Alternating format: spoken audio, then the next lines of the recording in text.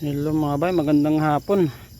Mag-spray tayo ngayon sa ating pipino at yung ginamit natin ngayon ay Tide powder. Nalo natin sa tubig kasi may nakapag-advise mga bay. Maganda daw i-spray kapag hapon para hindi atakihin kasi sa gabi daw sila umatake. Kaya ito yung sinubukan natin mga bay. Bali pang tatlong spray na natin ito, no. Tapos kahapon birthday ng aking anak, kumuha kami dito mga bay, mga 5 piraso. Merong iba na walang walang tama or hindi napasok ng mga insekto. Kaya ngayon subukan ulit natin para itong iba baka ganun din. Ayan, hindi pa naman natake mga bay yung iba.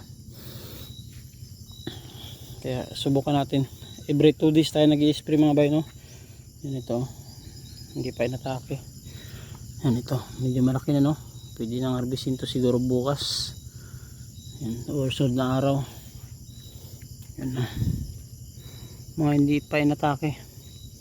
Kaya yun, i-spray natin mga bay. Isa lang, no, sa mga bunga lang yung spray natin yan. Hindi na tayo mag-i-spray sa mga dahon. Pang bunga lang to mga bay. Tide powder yung natin dito. Hinalo sa tubig. Every 2 days tayo nag-a-apply mga bay. Yan. Okay lang naman tong Tide powder kasi mahugasan naman to. Yan ang mga maliliit. Kasi sa gabi daw sila umatake yung mga insekto.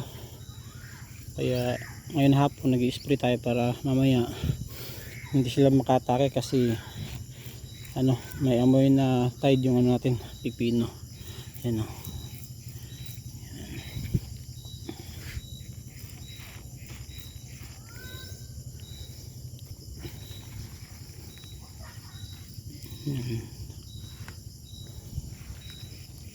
Bali pangalawang harvest na yung kahapon mga bay dito sa aming pipino. Nakaraan dinala ko kay mama, parang 4 na piraso ata yung na harvest ko. Tapos kahapon yung kapatid ko kasi yung nanguha dito kasi ako busy ako. Siya yung nag-harvest dito, mga 5 piraso ata yung nakuha niya dito kahapon. Tapos parang isa lang yung may dun, may tama yung napasok ng insekto, pero yung iba mga bay maganda. Kaya ito baka bukas o sunod araw tingnan natin mga bay kung pwede nang i-harvest yan. Ganun lang, no.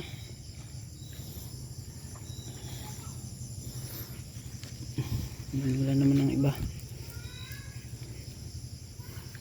pero nag-spray rin tayo dito may mga bay ng